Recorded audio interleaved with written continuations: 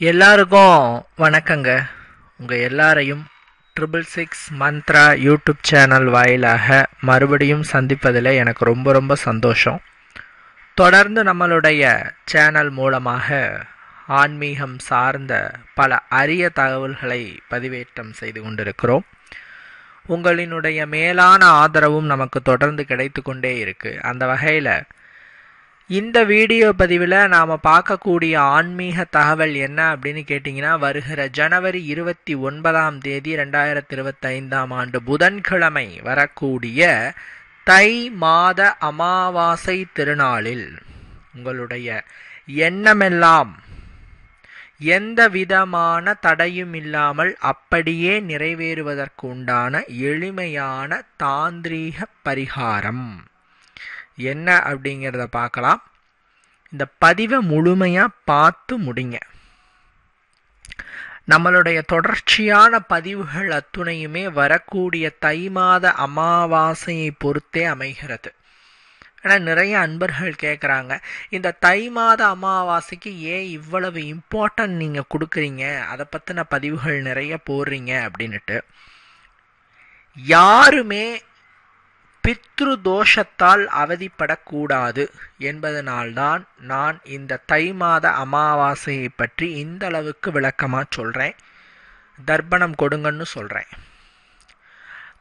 இந்த பித்ரு சாபம், முன்னோர்களின் சாபம், பித்ரு தோஷம், இது ஒருவருக்கு வந்தால் என்னாகும் அப்படின்னு கேட்டால், அவர்கள் எதை செய்தாலும் தடையாக அமையும். அவர்களுடைய குடும்பத்தில் ஏதேனும் குறைகள் இருந்துகிட்டே இருக்கும். திருமணம் நடக்கிறதுல குறைகள் இருக்கும், குழந்தைகள் பிறக்கிறதுல குறைகள் இருக்கும், நல்ல ஒரு சேமமான வாழ்க்கை வாழ்கிறதுல குறைகள் இருக்கும். ஏதாவது ஒரு பிரச்சனை, எவ்வளவு முயற்சித்தாலும் வாழ்க்கையிலே உயருவதற்கு ஏதாவது ஒரு தடைகள் வந்து கொண்டே இருக்கும். இந்த மாதிரி நிறைய விஷயங்கள் சொல்லிக்கிட்டே இருக்கலாம்.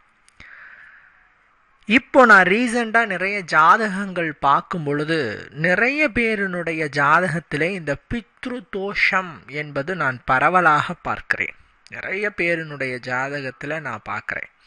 இந்த பித்ரு தோஷத்தை எப்படி தெரிஞ்சுக்கிறது அப்படின்னு கேட்டால், ஜாதகத்தில் லக்னத்திலிருந்து 5வது கட்டத்தில் பாவ கிரகங்களான சூரியன், செவ்வாய், சனி, ராகு, கேது ஆகிய கிரகங்கள் இருந்தது அப்படின்னு சொன்னா, குரு தனியாக இருந்தாலும் அது தோஷம்தான்.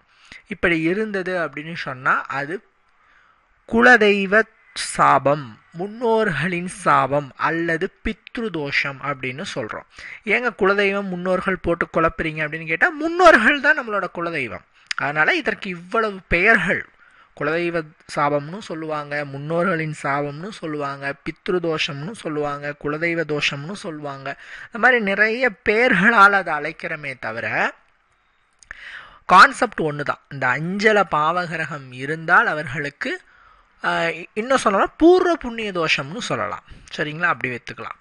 இது உங்களுக்கு இருந்ததுன்னா உங்கள் அப்பா, உங்கள் தாத்தா இவங்க செஞ்ச அந்த அந்த பித்ரு அவமதிப்பினால அவங்களோட முன்னோர்களுக்கு முறையாக அவங்க பித்ரு தர்ப்பணத்தை செஞ்சுருக்க மாட்டாங்க. ஸோ உங்களுக்கு அது வந்திருக்கும். இப்போ நீங்கள் அதை சரியாக செய்யலை, உங்கள் முன்னோர்களுக்கு முறையான வழிபாடுகள் செய்யலை, அவங்களுக்கு முறையான தர்ப்பணங்களை செய்யலை அப்படின்னா உங்கள் குழந்தைங்களுக்கு அந்த பித்ரு தோஷம், பித்ரு சாபம் ஆகியவை வரும். நிறைய பேரோட ஜாதகத்தில் இன்னைக்கு 5வது கட்டம் பாவகிரகங்களால் சூழ்ந்திருக்குது.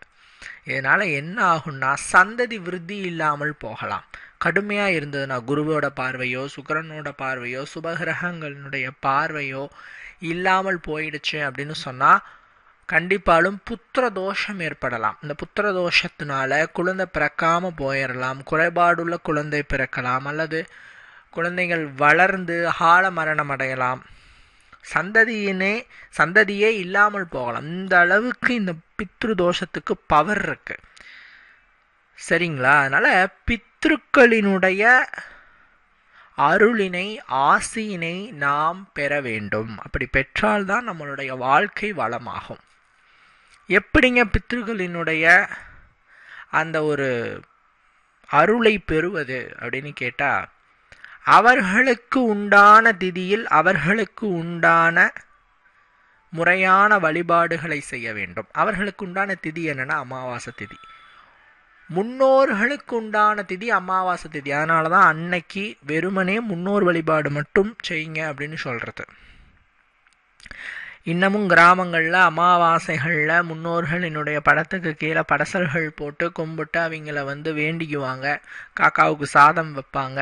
இந்த மாதிரி விஷயங்கள்லாம் இன்னமுமே நடந்துகிட்ருக்கு. பட் இன்றைக்கி நிறைய பேருக்கு அது தெரியல. அப்படிங்கிறதுனால நான் என்ன சொல்கிறேன்னா, அமாவாசை தினத்தில் வருடந்தோறும் வருகிற 12 அமாவாசைகளில் மாதத்துக்கு ஒன்று வரும். ஒவ்வொரு அமாவாசையும் உங்களுக்கு பொக்கிஷம் போன்றது. எவ்வளவு நேரங்க பிடிக்க போகுது? எவ்வளோ நேரம் பிடிக்க போகுது? நம்ம காலையில் எப்பயும் சாப்பிட்ற உணவுகளையே நம்ம முன்னோர்களுடைய புகைப்படத்துக்கு முன்னாடி ஒரு வாழையில் தலைவாழை இலை போட்டு நீங்கள் காலையில் அவங்களுக்காக ஸ்பெஷலாக பண்ணணும் கூட இல்லை. சில பேர் சொல்லுவாங்க வடை, பாயாசம், அப்பளம், கூட்டு, பொரியல் இப்படி வச்சு படைச்சா தான் அவங்க ஏற்றுக்குவாங்க அப்படிமா. அப்படிலாம் இல்லை, அப்படிலாம் கிடையாது. அதாவது நிவேதனம் அப்படின்னா நம்ம சாப்பிட்றத வச்சா போதும். இன்றைக்கி எங்கள் வீட்டில் சாம்பார், சாப்பாடு அவ்வளோதானே, அதை மட்டும் வைங்க. இல்லைங்க எங்கள் வீட்டில் இன்றைக்கி தயிர், சாப்பாடு அது மட்டும்தாங்க இருக்குது, அதை மட்டும் கூட வைங்க. உங்ககிட்ட என்ன இருக்கோ அதை தான் அவங்களுக்கு வைக்க முடியுமே தவிர நம்ம அவங்களுக்காக ஆடம்பரமாக பண்ணணும்லாம் கிடையாது. அன்னைக்கு சமைச்ச சைவ சாப்பாடு எதுவாக இருந்தாலும் அவங்க ஒரு தலைவாழை இலை போட்டு அதில் வச்சு அவங்கள கும்பிட்டிங்கனாவே போதும். அப்புறம் கொஞ்சம் நேரம் கழித்து நீங்கள் அதை எடுத்துகிட்டு போயிட்டு காக்காவுக்கு வச்சுருங்க. காகம் அதை எடுத்துகிட்டு போயிடும். அவங்களுடைய அருளாசியும் கிடைக்கும். அவ்வளவுதான், வெரி சிம்பிள். இதையும் என்னால் செய்ய முடியவில்லை என்று சொல்பவர்களுக்குத்தான் நான் பல்வேறு விதமான வழிமுறைகளை சொல்லியிருக்கேன். அதாவது பசுமாட்டுக்கு உணவு வாங்கி கொடுங்க, அகத்திக்கீரையோ வாழைப்பழமோ வாங்கி கொடுங்க அப்படின்னு சொல்லியிருக்கேன். அதே மாதிரி வறியவர்களுக்கு, யாசகம் வாங்கக்கூடிய வறியவர்களுக்கு உணவு வாங்கி கொடுங்க. ஒரு 5 பேர்த்துக்காவது சாப்பாடு வாங்கி கொடுங்க, அவங்களுடைய பசியை போக்குங்கள் என்று சொல்கிறேன். இல்லைங்க நான் முறையாக குருமார்களை வச்சு நான் தர்ப்பணம் கொடுக்கறேன்னா நீர்நிலைகளுக்கு பக்கத்தில் கொடுக்கணும். அந்த மாதிரி புரோகிதரை வச்சு கொடுக்கறதா இருந்தால் கொடுங்க, அதுவும் சிறப்பு. இது எல்லா அமாவாசைகளிலும் செய்வது சிறப்பு. ஆனால் அமாவாசைகளுக்கெல்லாம் தலையாய அமாவாசைகளாக ஒரு 3 அமாவாசை சொல்லப்படுகிறது. 12 அமாவாசையுமே சிறப்பு தான்.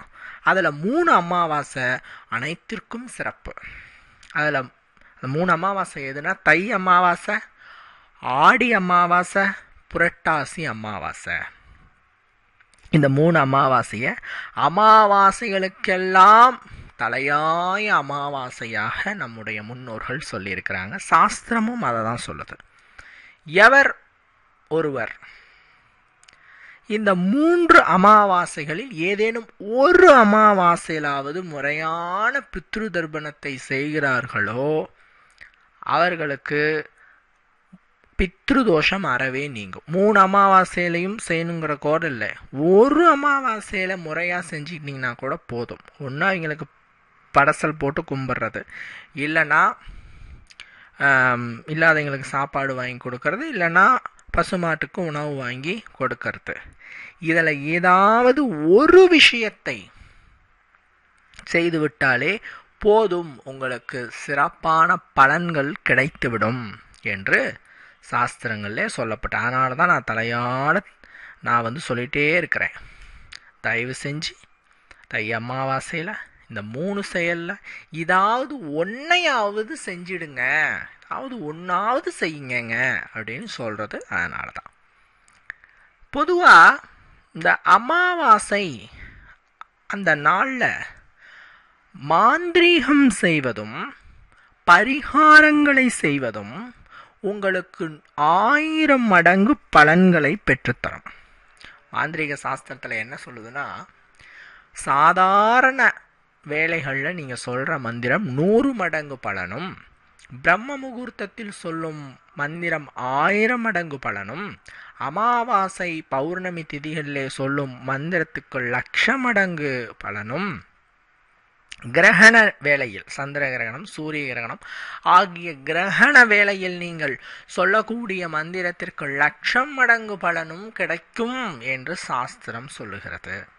அதனால தை அமாவாசையில பிரம்ம முகூர்த்தத்துல நாம ஒரு பரிகாரத்தை செய்யும் போது, தொழிலுக்காகவோ வியாபாரத்துக்காகவோ அல்லது சுபகாரிய தடைகள் நீங்கிறதுக்காகவோ தோஷம் விலகிறதுக்காகவோ நீங்க சொல்லக்கூடிய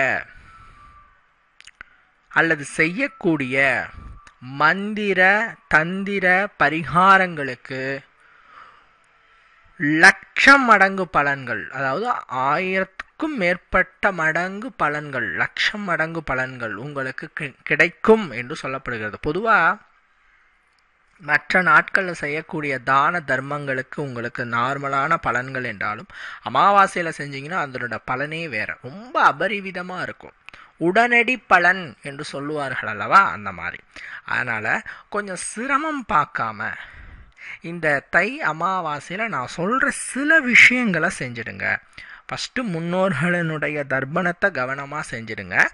அதற்கு அப்படியே ஒட்டினாப்புல நான் சில விஷயங்கள்லாம் இப்போ சொல்கிறேன் இந்த பதிவில், அதை கொஞ்சம் செஞ்சிருங்க. செஞ்சால் ரொம்ப நல்லதுங்க. அதனால தான் நான் சொல்கிறேன். என்ன அப்படின்னு பார்த்தீங்கன்னா, முதல் விஷயம், எவர் ஒருவர் 1000 பேருக்கு அமாவாசையில் அன்னமிடுகிறார்களோ அவர்கள் நினைத்ததெல்லாம் நிறைவேறும். இது சத்தியம். 1000 பேருக்கு அமாவாசையில் சாப்பாடு போடணும். நீங்கள் கேட்கலாம், ஏங்க 10 பேருக்கு இன்றைக்கி சாப்பாடு போடணுன்னாவே பட்ஜெட் என்னாச்சு? நான் எங்கள் வீட்டில் நாங்கள் சாப்பிட்றதே பெருசாக இருக்குது, வறுமையாக இருக்குது. வறுமை நீங்கணும் தான் பரிகாரம் பண்ணுறோம். பரிகாரத்திலே 1000 பேருக்கு சாப்பாடு போட சொல்கிறீங்களே, நான் எங்கெங்கே போகிறது அப்படின்னு கேட்குறது எனக்கு புரியுது. அதற்கும் சாஸ்திரத்தில் வழி இருக்கிறது. அதாவது இந்த சர்க்கரை அல்லது அரிசி எடுத்துக்கிட்டு உங்களுடைய தலையை 3 முறை சுற்ற வேண்டும். வலது பக்கமாக 3 முறை, இடது பக்கமாக 3 முறை சுற்றி எறும்பு புற்றில் போட்டுவிட வேண்டும். சர்க்கரையோ அரிசியோ உங்களுடைய தலையை சுற்றி எறும்பு புற்றில் போட்டுவிட வேண்டும். இப்படி போட்டால் என்ன ஆகும் அப்படின்னு கேட்டால், அதை அந்த எறும்புகள் எடுத்து சென்று தங்களுடைய பசியை போக்கிக் கொள்ளும். இதன் மூலமாக உங்களுக்கு 1000 பேருக்கு அன்னமளித்த புண்ணியத்தை நீங்கள் அடைவீர்கள். அதுவும் எப்போ அடைகிறீங்க? தை அமாவாசையில் அடைகிறீங்க. இதனால உங்களை பிடிச்ச சகல விதமான நவகிரகங்களின் தோஷம் எதுவாயினும் அது நீங்கும்.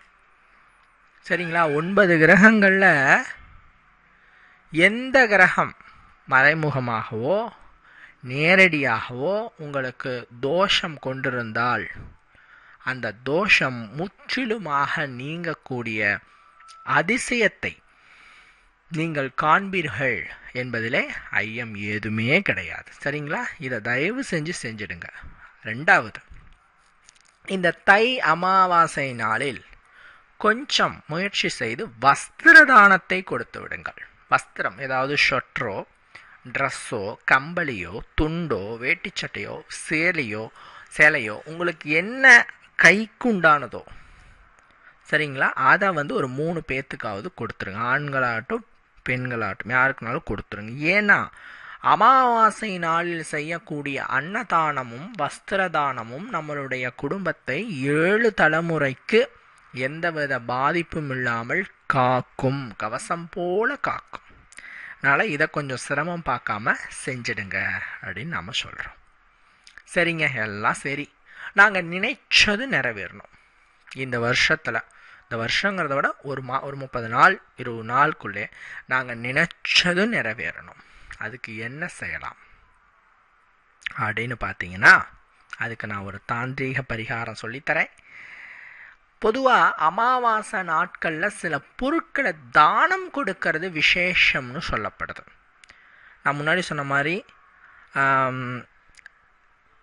வஸ்திரங்களை தானமாக கொடுங்க அப்படின்னு நான் சொல்லியிருக்கிறேன். கோயிலுக்கு என்ன தானமாக கொடுங்கன்னு சொல்லியிருக்கேன். அன்னதானம்ங்கிறது நாம் தானம், அது அன்னதானம். நாம் அதை ஒரு கடமையாக நினச்சி செய்கிறோம். சரிங்களா? அதை விட்டுடுங்க. மற்றபடி இந்த வஸ்திரத்தை தானமாக கொடுக்கறதும், எண்ணெய்கள், கோயிலுக்கு எண்ணெய், தீப எண்ணெய் வாங்கி கொடுக்கறதும் மிகப்பெரிய பலன்களை உங்களுக்கு பெற்றுத்தரும். வஸ்திர தானமும் எண்ணெய் தானமும் உங்களுக்கு இருக்கக்கூடிய அனைத்து விதமான தடைகளை நீக்கி, ஆரோக்கிய குறைபாட்டை நீக்கி, உடலை நல்ல வனப்போடும் பொலிவோடும் நல்ல தேக சுகத்தோடும் உங்களை வச்சிருக்கும். உழைக்கணும்னா உடம்பு நல்லா இருக்கணும் இல்லையா? அந்த ஒரு உத்வேகத்தை கொடுக்கக்கூடியது இந்த எண்ணெய் தானம். இதோட அரிசியை அன்று தானம் கொடுக்க வேண்டும். அரிசி தானம் கொடுக்க வேண்டும் என்று சொல்லப்படுகிறது. அமாவாசை நாளிலே அரிசியை தானமாக கொடுங்கள். சமையல் பண்ணுறது இல்லையா அந்த அரிசி, உங்களால் ஒரு மூட்டை வாங்கி கொடுக்க முடிஞ்சா கொடுங்க, ஒரு சிப்பம் வாங்கி கொடுக்க முடிஞ்சா கொடுங்க, இல்லைன்னா ஒரு 2 நாளைக்கு சாப்பிட்ற அளவு கூட ஒரு 2 கிலோ 3 கிலோ உங்கள் வசதி என்னமோ அந்த அளவுக்கு அரிசி வாங்கி, உங்களோட கண்ணுக்கு தெரிந்தவர்கள் உங்கள் வீட்டுக்கிட்ட கண்டிப்பாக இருப்பாங்க. வறுமையில் வாழ்கிறவங்க, ஒரு கணவன் இல்லாமல் கஷ்டப்படுறவங்க, முதியவர்கள், பிள்ளைகளால் கைவிடப்பட்டு ரொம்ப கஷ்டத்தில் இருப்பாங்க. ஏன்னா என்னைக்குமே நீங்கள் செய்கிற தான தர்மங்கள் யாருக்கு செய்ய வேண்டும் என்ற ஒரு விதிமுறை இருக்குது. எல்லாருக்குமே தானங்களையும் தர்மங்களையும் செய்யறது உத்தமம் என்றாலும் அது யாருக்கு முறையாக தேவைப்படுகிறது என்பதை அறிந்து அவர்களுக்கு நீங்கள் அந்த தான தர்மங்களை செய்தீர்கள் என்றால் உங்களுக்கு பரிபூரண பலன்கள் கிடைக்கும். அதன்படி இப்போ நீங்கள் இந்த அரிசி வாங்கி கொடுக்குறீங்கன்னா அது யாருக்கு தேவை? உங்கள் வீட்டுக்கிட்ட யார் அப்படி இருக்கிறா, பிரச்சனையோடு இருக்கா, அவங்கள தேடி கண்டுபிடிச்சி அவங்கள பார்த்துட்டு, இன்னைக்கு தை அமாவாசைன்னா பிரம்ம முகூர்த்தத்தில் எழுந்திரிச்சுக்கோங்க. அதிகாலை 3:30 மணியிலிருந்து 5 மணிக்குள், இதுதான் பிரம்ம முகூர்த்த நேரம் என்று சொல்லப்படுகிறது. இந்த டைமிங்கில் நீங்கள் எழுந்திரிச்சு அரிசி, அது அந்த சாப்பாட்டு அரிசி இருக்கு இல்லையா, அந்த அரிசியில் கொஞ்சம் அரிசியை எடுத்துட்டு ஒரு தட்டில் கொட்டிட்டு, ஒரு தாம்பூல தட்டில் அந்த அரிசியை கொட்டிட்டு பரப்பிட்டு மனசார இறைவனை பிரார்த்திச்சுட்டு நீங்கள் அந்த அரிசியில் உங்களோட வலதுகை மோதிர விரலால் எழுத வேண்டும். என்ன எழுதணும்? உங்களுக்கு என்ன தேவையோ அதை எழுதணும். ஒரு முறை எழுதினா போதும். வீடு வேண்டும், நிலம் வேண்டும், திருமணம் நடக்கணும், குழந்தை பிறக்கணும், ஏதாவது ஒரு ஆசையை எழுதணும் அந்த அரிசியில். அதே மாதிரி ஒரு ஆசை தான் எழுதணும். நிறைய ஆசைகள் எழுதலாமாங்க? நான் அடிக்கடி சொல்கிறது, பிரபஞ்சத்தோடு உங்கள் ஆசை சீக்கிரமாக சேர்ந்து அந்த ஆசை நிறைவேற வேண்டும் என நினைத்தால் ஏதேனும் ஒரு ஆசையை மனதில் நினையுங்கள். ஏதேனும் ஒரு ஆசையை நினைத்து தொடர்ச்சியான பிரார்த்தனையையும் வழிபாடுகளையும் செய்யுங்கள். நிறைய ஆசைகளையும் நிறைய வேண்டுதல்களையும் நாம் தொடர்ச்சியாக வைக்கும் பொழுது அதை இந்த பிரபஞ்ச சக்தி ஏற்றுக்கொள்வதற்கு சற்று தாமதமாகும். ஏன்னா நிறைய பேர் என்கிட்ட கேட்குறது என்னென்னா, நான் நீங்கள் சொன்ன பரிகாரத்தை செஞ்சேங்க கோயிலுக்கு போயிட்டு, ஆனால் அது நிறைவேறலைங்க அப்படின்னு சொல்லுவாங்க. எப்படிங்க செஞ்சீங்கன்னா, நான் தீபம் போட்டேங்க, கும்பிட்டேங்க, எனக்கு வீடு வேணும், நிலம் வேணும், திருமணம் நடக்கணும், குழந்தை பிறக்கணும் அப்படின்ட்டு நிறைய ஆசைகளை நான் சொன்னேங்க, எதுவுமே நடக்கலைங்கம்மாங்க. ஆக்சுவலாக நம்மளுடைய கோரிக்கை பிரபஞ்சத்திடம் போக வேண்டும். பிரபஞ்சம் தான் இறை சக்தி, இறைவன் காதுக்கு போகணும், பிரபஞ்சத்துக்கு போய் சேரணும். அப்போது இவ்வளவு ஆசைகளை நாம் நினைக்கும் போது நம்மளுடைய மனசினுடைய அதிர்வலைகள் தானே அந்த பிரபஞ்சத்தை போய் சென்றடையுது. அந்த அதிர்வலைகள் குறையுமா குறையாதா? வீரியம் குறையுமா குறையாதா? சரிங்களா? அப்படி குறையும் போது நிறைய ஆசைகள் மேலே போகும்போது வீரியம் கம்மியாக போயிடுது. அதனால் பிரபஞ்சம் அதை நிறைவேற்றி கொடுக்கறதுக்கு தாமதப்படுத்தி விடுகிறது. அதனால் ஒரு ஆசையை மனதில் நினச்சி இதை செய்யுங்க. எழுதுங்க, ஒரு ஆசை மனதில் எழுதிட்டு அந்த அரிசியை அப்படியே வச்சுருங்க. நீங்கள் ஒரு காலையில் ஒரு 9 மணிக்கு அவங்களுக்கு கொடுக்குறீங்க அப்படின்னு சொன்னால் அந்த 9 மணிக்கு அந்த அரிசியோட நீங்கள் கொடுக்குறீங்க இல்லையா, ஒரு 2 கிலோ 3 கிலோ அரிசி அதோட கலந்துருங்க. அதிலேருந்தே எடுங்க, எழுதுங்க, கொஞ்ச நேரம் வச்சுட்டு அதோடய மிக்ஸ் பண்ணிவிடுங்க. சரிங்களா? கலந்துட்டு அந்த அரிசியை கொண்டு போயிட்டு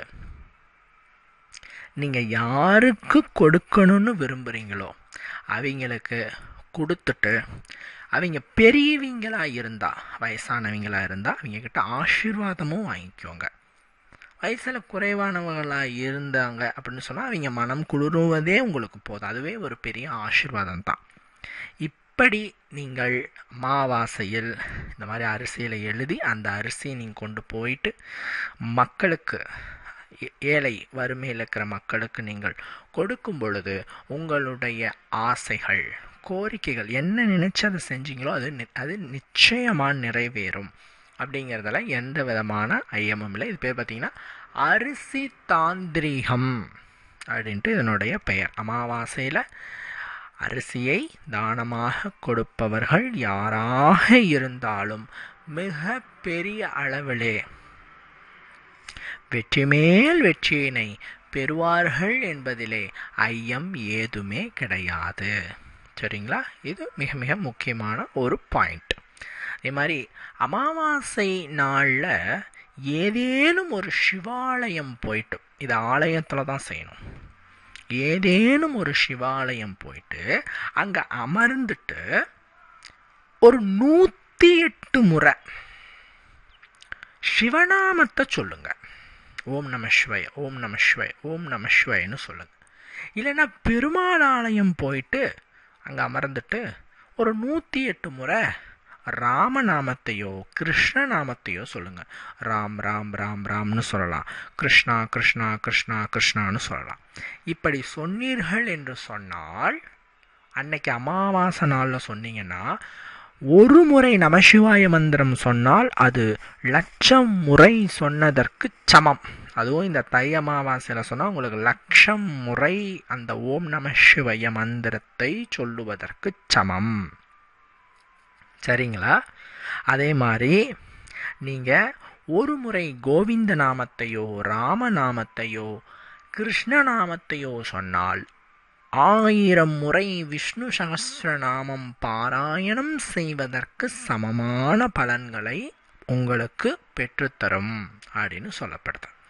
அந்த அளவுக்கு பவர்ஃபுல்லான ஒரு திதி தான் இந்த அமாவாசை திதி. ஏன்னா பல பேர் கேட்குறாங்க, இந்த திதியை நீங்கள் ரொம்ப ஹைலைட் பண்ணி சொல்லிக்கிட்டே இருக்கீங்க, ஏன்னு கேட்குறாங்க. ஆக்சுவலாக இதில் இன்னொரு ஸ்பெஷல் என்னென்னா, அன்றைக்கி திருவோணம் என்று சொல்லக்கூடிய மகாவிஷ்ணுவுக்கு உகந்த நாள் புதன்கிழமை. சரிங்களா? புதன்கிழமை பொதுவாகவே மகாவிஷ்ணுவுக்கு உகந்தது. அன்று திருவோணமும் வருது, தை அமாவாசையும் வருது. அப்படிங்கும்போது எண்ணிலடங்கா பல நன்மைகளை உங்களுக்கு கொடுக்கக்கூடிய அற்புதமான ஒரு நாளாக அந்நாள் அமைகிறது. அதனால் யாராருக்கெல்லாம் என்னென்ன தேவையோ அவங்க எல்லாம் இந்த பதிவில் சொல்லப்பட்ட விஷயங்களை செய்து பயனினை அடைந்து கொள்ளுங்கள். அன்னைக்கு சில விஷயங்களும் நீங்கள் செய்யக்கூடாது. இதெல்லாம் செய்யலைனா கூட பரவாயில்ல, செய்யுங்க, சிறப்பு. பட் செய்யலைனாலும் பரவாயில்ல, அன்னைக்கு சில விஷயங்களை மட்டும் தயவு செஞ்சிடாதீங்க. என்னன்னா, முதல்ல அசைவம் சாப்பிடாதீங்க. தை அமாவாசை நாளில் மறந்தும் கூட அசைவம் சாப்பிடக்கூடாது. சாப்பிட்டா என்னங்க ஆகும்? ஆக்சுவலாக இதுக்கு அறிவியல் ரீதியாக பல காரணம் இருக்குது. அமாவாசைகள்லாம் அசைவம் சாப்பிட்டா ஜீரணமாகாது, அதில் நிறைய பிரச்சனை இருக்குது அப்படின்ட்டு நிறைய இருந்தாலும், ஆன்மீக ரீதியாக அன்றைக்கி திருவோணமும் வருது. தை அமாவாசைங்கிறது அமாவாசைக்கெல்லாம் தலையாய அமாவாசை. ஸோ நான்வெஜ்ஜை அவாய்ட் பண்ணுங்கள். போதை வஸ்துக்களை முற்றிலுமாக அவாய்ட் பண்ணுங்கள். போதை வஸ்துக்களை முற்றிலுமாக அவாய்ட் பண்ணுங்கள், அது வேண்டாம். சரிங்களா? அதே மாதிரி நீங்கள் இந்த தை மாத அமாவாசையில் கண்டிப்பாக வாய்ப்பு இருந்தால் முடிந்தால் குலதெய்வத்தையும் வணங்கி விடுங்கள். காலையில் தர்ப்பணம்லாம் செஞ்சு முடிச்சுட்டு, தான தர்மங்கள்லாம் செஞ்சு முடிச்சுட்டு, பக்கத்தில் உங்களோட குலதெய்வம் கோயில் இருந்தால் போயிட்டு உங்கள் குலதெய்வத்துக்கும் ஒரு நமஸ்கரணம் போட்டுட்டு வாங்க. ஏன்னா தை அமாவாசை நாளில் முன்னோர்களின் வழிபாட்டையும் குலதெய்வ வழிபாட்டையும் யார் ஒருவர் இணைத்து செய்கிறார்களோ, சேர்த்து செய்கிறார்களோ, அவர்களுக்கு எண்ணிலடங்கா பல நன்மைகளை இறைவன் நிச்சயமாலும் கொடுப்பார் என்பதிலே எந்த விதமான ஐயமுமே கிடையாது. சரிங்களா? இதுவும் மிக முக்கியமானது. இந்த தை அமாவாசை தினத்தில் விரதமிருந்து பெருமாளை வழிபாடு செய்பவர்களுக்கு 1008 முறை நாராயண மந்திரத்தை, ஓம் நமோ நாராயணாய், ஓம்ங்கிற மந்திரத்தை 1008 முறை சொல்லி விரதமிருந்து பெருமாளை சேவிப்பவர்களுக்கு பெருமாள் முக்தி அளிப்பார் என்பதும் ஐதீகம். உடல் ஒத்துழைத்து விரதம் இருக்க முடிந்தவர்கள் விரதம் இருங்கள், சிறப்பு, அது மேலும் சிறப்பு. சரிங்களா? இந்த பதிவில் நிறைய பார்த்துட்டோம். நீங்கள் பொறுமையாக கேட்டு முடித்ததுக்கு நன்றி. செய்யுங்க, சிறப்பான பலனை பெறுங்க. நன்றி, வணக்கம்.